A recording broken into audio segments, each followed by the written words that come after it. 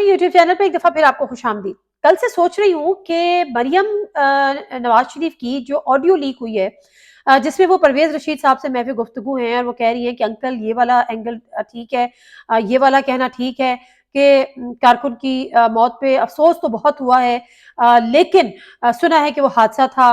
और फिर वो कह रही है कि नहीं नहीं अंकल ये एंगल नहीं है, एंगल ये है कि वो खुद तो छुपा बैठा है वगैरह वगैरह वगैरह।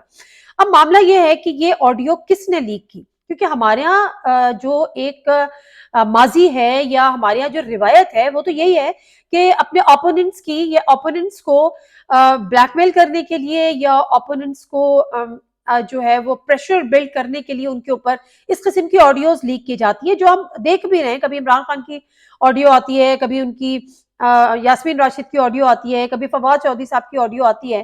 तो ये मामला है क्या? अब इस वक्त मरियम नवाज शरीफ साहिबा जो कि प्राइम मिनिस्टर की भतीजी हैं, मरियम नवाज शरीफ साहिबा जिनको तमाम केसेस में रिलीफ मिल गया है, वो हुकूमत है और जो है वो मुकम्मल तौर पर हुकूमती प्रोटोकॉल एंजॉय कर रही हैं। इस्टेब्लिशमेंट के खिलाफ एक लफ्ज नहीं बोल रही, सिर्फ और सिर्फ अदलिया को जो है वो शिकार उन्होंने अपनी स्पीचेस में बनाया हुआ है। तो आखिर ये क्या मामला है कि मरियम की ऑडियो लीक हुई है? अच्छा, ऑडियोज टैप कहाँ होती है, टेलीफोन टैप्स कहाँ होते हैं, ये फैसिलिटीज किस के पास है? जाहिर है वो हमारी इंटेलिजेंस एजेंसीज के पास है, चाहे वो सिविल एजेंसीज हो या फिर वो आपकी मिलिट्री एजेंसीज हो, यानी या तो आईएसआई हो, एमआई हो या फिर आईबी हो। अब आईएसआई एमआई आपको पता है एस्टैब्लिशमेंट से बज़ाहिर अपेरेंटली अगर हम देखें तो मरियम नवाज साहिबा का कोई मसला नहीं, वो तो उनका नाम भी नहीं ले रही।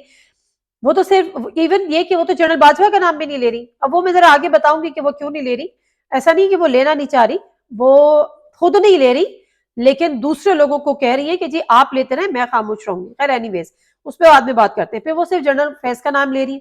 अब जनरल फैज को लेकर ऑलरेडी हमें पता है कि कार्रवाइयां उनके जो अवारी थे, उनके जो लाइक माइंडेड थे या उनकी जो टीम थी उस पर वैसी खुद राना सनाउल्लाह साहब कह चुके हैं कि उनके खिलाफ कार्रवाई भी हो रही है और सारा कुछ हो रहा है। तो जनरल फैज का नाम लेने में तो कोई मसला नहीं है, इस्टेब्लिशमेंट को भी कोई मसला नहीं है। अब मसला क्या है? और दूसरी रह गई आईबी, तो आईबी जो है वो तो उनके अपने जो चचा हैं यानी वजीर आजम शहबाज शरीफ साहब, फिर राना सनाउल्लाह उनके अंडर काम कर रही है। तो फिर ऐसा कौन है जिसने मरियम नवाज की ऑडियो लीक की? ऐसा कौन है जिसको मरियम नवाज काबिल कबूल नहीं है? ऐसा कौन है जिसको मरियम नवाज खटक रही है या मरियम नवाज का बयानिया खटक रहा है, बयानिया काबिल कबूल नहीं है? अब ये समझने की और सोचने की बात है। अब मरियम नवाज के साथ मसला क्या है, मैं इस कॉन्टेक्स्ट में आपको बताऊंगी, फिर आपको खुद समझ में आ जाएगा कि मरियम नवाज किसके लिए काबिल कबूल इस वक्त नहीं हो रही। मरियम नवाज साहिबा का बैकग्राउंड क्या है? मरियम नवाज साहिबा का बैकग्राउंड अगर हम बात करें ना, तो वो है डॉन लीग्स। अब डॉन लीग्स में उनका नाम आया, फिर उनका नाम निकाल दिया गया, फिर बहुत सारे मामला तय हुए। हमें अच्छी तरह से पता है कि किस तरह से जनरल बाजवा साहब को जब चीफ ऑफ आर्मी स्टाफ बनाया गया तो यकीन दहानियां कराई गई कि वो डॉन लीग्स को खत्म करेंगे, डॉन लीग्स में मरियम का नाम कम अज कम निकाल देंगे। जनरल राहिल शरीफ साहब के दौर में यही होता रहा। वो तो जब खारियां गए जनरल बाजवा, वहां पे एक प्रेशर बिल्ड हुआ, फिर ये सारी चीजें हुई, रिपोर्ट आई, फला फला फला, वो एक लंबी कहानी है। लेकिन बहरहाल अगर मरियम नवाज साहिबा की बात की जाती है तो उनके नाम के साथ डॉन लीग्स का पैकेज उनके साथ बैगेज सॉरी वो उनके साथ है। उसके बाद जो मरियम नवाज साहिबा का बयानिया है, वो बयानिया बहुत सारे लोगों के लिए अभी भी काबिल कबूल नहीं है और मरियम नवाज साहिबा अभी भी बहुत सारे लोगों के लिए काबिल कबूल नहीं है, इवन इस्टेब्लिशमेंट के लिए काबिल कबूल शायद नहीं है।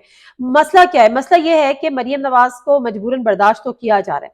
मरियम नवाज साहिबा का बयानिया, खुद मरियम नवाज साहिबा, मुझे एक बड़े सीनियर पीएमएलएन के रहनुमा ने बताया कि मरियम नवाज साहिबा अक्सर जो है वो पार्टी के सीनियर रहनुमाओं से नाराज रहती हैं और वो ये कहती हैं कि मेरा जो बयानिया है उसको पार्टी उस तरह से ओन नहीं कर रही, मेरे बयानिया को लेके नहीं चल रही, इसलिए मेरा बयानिया बन नहीं पा रहा। अब मसला यह है कि इनका बयानिया है क्या? इनका बयानिया है आधा सच आधा झूठ। वो कहते ना खिचड़ी पका रही है वो। मरियम नवाज साहिबा विकेट की दोनों तरफ खेल रही हैं। असल मसला ये है। मसला क्या है? जनरल फैज का नाम लेती हैं, जनरल बाजवा को क्लीन चिट देती हैं। जनरल फैज के खिलाफ उनके पास सारे सबूत हैं, जनरल बाजवा के पास उनके पास कोई सबूत नहीं है। अदलिया में भी वो यही कर रही हैं। अब मरियम नवाज साहिबा जब से वापस आई हैं, वो पार्टी की चीफ ऑर्गेनाइजर का ओहदा लेकर आई हैं, सीनियर वाइस प्रेसिडेंट लेकर आई हैं, लेकिन तब से अब तक उनकी आप तमाम तकारीर उठा के देखें, उनका पूरा के पूरा बयानिया उठा के देखें, वो किसी पार्टी लीडर का है ही नहीं। वो सिर्फ एक बेटी का बयानिया है जिसके बाप के साथ वो समझती है कि ज्यादती हो गई है اور اس کو اپنے باپ کے ساتھ جو کی ہوئی ذاتیوں کا ازالہ کرنا ہے، اور اس کے لیے وہ پوری کی پوری ایک مہم چلا رہی ہے. And that's it. Maryam Nawaz کا بیانیہ صرف ایک بیٹی کا بیانیہ ہے، وہ کسی پارٹی لیڈر کا بیانیہ نہیں ہے. وہ جب زیادتی کی بات کرتی ہیں کہ ہمارے ساتھ زیادتی ہوئی، ہمارے ساتھ یہ ہوا، ہمارے ساتھ یہ ہوا، تو وہ صرف اپنے والد محترم کا نام لیتی ہیں. نہ اس میں وہ شہباز شریف کا کہیں ذکر کرتی ہیں، نہ اس میں وہ حمزہ شہباز کا ذکر کرتی ہیں جو ملک میں بےچارے آ نہیں پا رہے، نہ اس میں وہ پارٹی کے سینئر رہنماؤں کی بات کرتی ہیں، نہ ایون ان لوگوں کی بات کرتی ہیں جو ان کی بھی ایبسنس میں، یا میاں شہباز شریف صاحب کی ایبسنس میں وہ انہوں نے جیلیں کاٹی، پارٹی کو زندہ رکھا، پارٹی کو لے کر چلے. شاہد خاقان عباسی جیسے لوگ تو ویسے ہی علیحدہ ہو گئے، جاوید ہاشمی صاحب اور دیگر پوری ایک پوری فہرست ہے. اب مریم نواز صاحبہ کے ساتھ مسئلہ یہ ہے کہ ان کو صرف اور صرف زیادتی یاد ہے اپنے والد محترم کی، تو ان کا جو پورا بیانیہ ہے وہ ایک بیٹی کا بیانیہ ہے، نہ کہ وہ پارٹی لیڈر کا بیانیہ. اب اگر میں آپ کو یہ کہہ رہی ہوں کہ وہ جو وکٹ کے دونوں طرف کھیل رہی ہیں، اس کی وجہ یہ ہے کہ مریم نواز صاحبہ جو مشرف صاحب کے ساتھ ہوا وہ ہمیں اور آپ کو پتا ہے. اس کے بعد آپ کو یاد ہوگا کہ جب مشرف صاحب کی بیماری کا پتہ ہوا کہ جی وہ بہت زیادہ بیمار ہیں اور شاید وہ پاکستان واپس ہیں، تو اس سے بھی مریم نواز صاحبہ کی ایک آڈیو لیک ہوئی.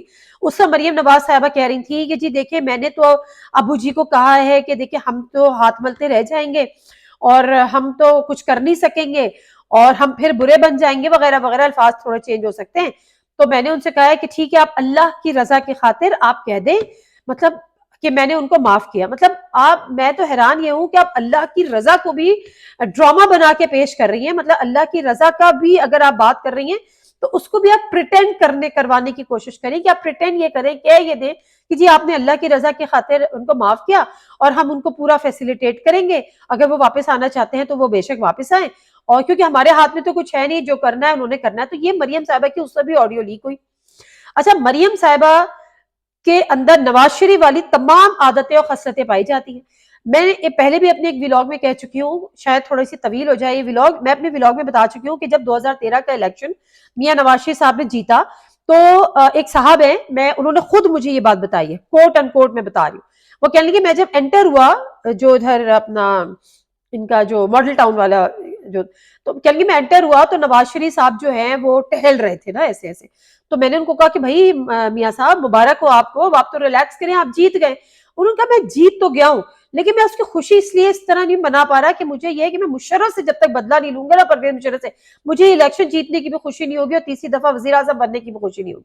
تو یہ جو ان کے اندر کا ایک انتقامی کاروائی لینے والا جو ایک شخص ہے نا، جو کہیں کچھ بھولتا نہیں ہے، موو آن نہیں کرتا، یہ عادت ایگزیکٹلی مریم نواز کے اندر آئی. یا مریم نواز صاحبہ کے ساتھ جو بھی ہے، مشرف صاحب کا ظاہر سی بات ہے کو ہوا، ان کو باہر نکال دیا، ان کی حکومت ختم ہو گئی.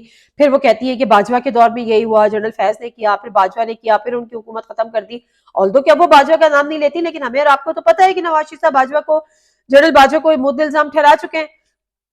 اور پھر وہ یہ بھی سمجھتی ہے کہ جب اگر ہم ہی آ جاتے، اگر نواز شریف صاحب، اگر عمران خان جو ہے وہ باجوہ کی چوائس نہیں ہوتے اور عمران خان کو باجوہ 2018 میں الیکشن جنرل فیض نہیں جتواتے تو پھر ہم نہیں آنا تھا.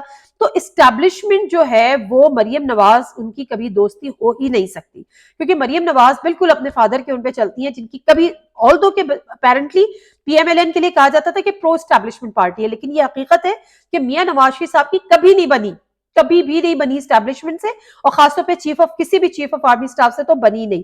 اللہ کرے کہ ابھی جو ہے دیکھتے ہیں کہ وہ کتنا عرصہ چلتا ہے، اور وہ میں اس پہ ابھی ڈیٹیل میں جانا نہیں چاہتی کیونکہ بہار سے سروس ہے، بعد میں کبھی اس پہ بات کریں گے. تو معاملہ یہ ہے کہ میں بات کری تھی مریم نواز کی، تو مریم نواز صاحبہ جو ہیں وہ قابل قبول شاید نہیں ہیں، اور یا اس طریقے سے نہیں ہے. تو ان کو جو ہے گاہے بگاہے یہ والی جو ڈوز ہے نا، جو آج آڈیو لیک ہوئی ہے، یہ ڈوز ان کو آنے والے وقت میں دی جاتی رہے گی. اور دونوں طرف ایسے ہی ہے، یہ نہیں کہ یہ سے مریم نواز صاحبہ کی طرف سے، وہاں سے بھی اگر ایسی ہے تو مریم نواز صاحبہ کی طرف سے بھی ایسی ہے. وہ بھی وکٹ کے دونوں طرف کھیل رہی ہے. وہ بظاہر اپنے آپ کو پرو اسٹیبلشمنٹ پیش کر رہی ہیں، باجوہ کا نام نہیں لے رہی ہیں، کسی اور اسٹیبلشمنٹ کی کوئی الزام نہیں لگا رہی، سارا توپوں کا رخ انہوں نے عدلیہ پر، عدالتوں پر کیا ہوا ہے. اب دوسری طرف نواز شریف صاحب جو ہیں وہ وہاں پہ بیٹھے ہاتھ مل رہے ہیں. اور میں آپ کو یہ بات بڑے وصول سے بتا دوں کہ نواز شریف صاحب کے ہاتھ سے پارٹی قیادت ریت کی طرح مٹھی سے جیسے ریت پھسلتی ہے نا، اس طرح سے ان کی گرفت پارٹی پر کمزور ہو رہی ہے، بہت تیزی کے ساتھ کمزور ہو رہی ہے۔ مریم نواز صاحبہ ان کا آلٹرنیٹ ہو ہی نہیں سکتی، اور مجھے پی ایم ایل این کے ایک بڑے اہم ترین جو ایک مطلب نواز، میں یہ نہیں کہہ رہی اہم ترین ہوں گے، لیکن نواز شریف صاحب کے ساتھ وہ اچھے خاصے کلوز ہیں، ان کے ساتھ زیادہ ویسے ہی میری پی ایم ایل این والے مجھے تھوڑا اپنی گڈ بکس میں نہیں رکھتے، لیکن بہرحال جن سے تھوڑی بہت پرسنل لیول پہ بات ہو جاتی ہے ایک ریسپیکٹو وے میں، تو انہوں نے مجھے کہا تھا جب وہ مجھے بتائے تھے کہ یہ ہوا یہ ہوا یہ ہوا، ہمیں اس وجہ سے مجبوراً حکومت لینی پڑی، تو میں نے کہا نواز شریف صاحب کیوں مانے؟ تو انہوں نے بڑا کوٹ اینڈ کوٹ یہ بات انہوں نے مجھے کی، انہوں نے کہا کہ اگر نواز شریف صاحب شہباز شریف صاحب کی وزارت اعلیٰ اور حکومت لینے پر آمادہ نہیں ہوتے تو پارٹی کے اندر بغاوت ہو جاتی۔ لٹرلی انہوں نے مجھے یہ بات کی کہ پارٹی کے اندر بغاوت ہو جاتی ہے، اور اس وقت سارے کے سارے جو ہے وہ ان کا جو پرانا ایک گروپ ہے کچن کیبنٹ سو کالڈ، وہ شہباز شریف صاحب کے ساتھ کھڑی تھی اس بات پہ کہ جی بہت ہو گیا، ہم اسٹیبلشمنٹ سے اب لڑائی مزید برداشت نہیں کر سکتے، حکومت سے باہر زیادہ ہم رہ نہیں سکتے، اگر ہمیں اپرچونٹی مل رہی ہے ٹو گیٹ دا گورنمنٹ تو ہمیں اس کو اویل کرنی چاہیے بائی ہک اور بائی کروک، یا ایون کوئی بھی کمپرومائزز ہو۔ نواز شریف صاحب واقعی اس بات پہ اگری نہیں تھے، لیکن جب انہوں نے دیکھا کہ ایک میجورٹی جو ہے وہ پارٹی وہ وطن واپس آ نہیں سکتے، اور میجورٹی جو ہے وہ یہ چاہتی ہے کہ شہباز شریف صاحب وزیر اعظم بن جائے، اور ہم حکومت کے تھک چکے ہیں، صحبتیں برداشت کر کر کے تھک چکے ہیں، جیلیں جا جا کے اب حکومت کے مزے لینے، تو نواز شریف صاحب نے چپ سادھ لی، ورنہ پارٹی کے اندر بغاوت ہو جاتی۔ تو اب معاملہ اب یہاں پر یہ ہے کہ فی الحال نواز شریف صاحب آ نہیں پا رہے، وہ مستقل پارٹی اراکین کو یہ بات کہہ تو رہے ہیں کہ مریم نواز کے بیانیے کو آپ جو ہے وہ بیک کریں، اس کو اپنائیں، اس کو سپورٹ دیں، لیکن پارٹی کے اندر ایسا کچھ ہو نہیں رہا۔ پارٹی میں ایک بڑی ایک ڈیوائیڈ ہے، اور مریم نواز صاحبہ کے ساتھ پارٹی کے سینئر لوگ ہیں ہی نہیں، سوائے گنتی کے ایک دو لوگ ہیں، یہ کچھ خواتین ہیں جو مریم نواز صاحبہ کو کہتی ہیں کہ جی قدم بڑھاؤ مریم نواز، ہم تمہارے ساتھ ہیں، لیکن پارٹی اندر سے بڑی ٹوٹ پھوٹ کا شکار ہے، جتنے بھی آپ جلسے جلوس اس طرح سے کر لیں، مگر یہ جو مریم کی آڈیو لیک ہونا، یہ ایک بہت بڑا میسج ہے بتانے کے لیے کہ ہمارا بلو آئٹ کوئی بھی نہیں ہے، اور مریم نواز صاحبہ تو شاید نہ پہلے قابل قبول تھی، مجبوری میں تو کیا جا رہا ہے، لیکن شاید قابل قبول ابھی بھی نہیں ہے، اور آنے والے دنوں میں بھی نہیں ہوگی۔ ناظرین، سے کوئی اجازت دیجیے، اللہ حافظ۔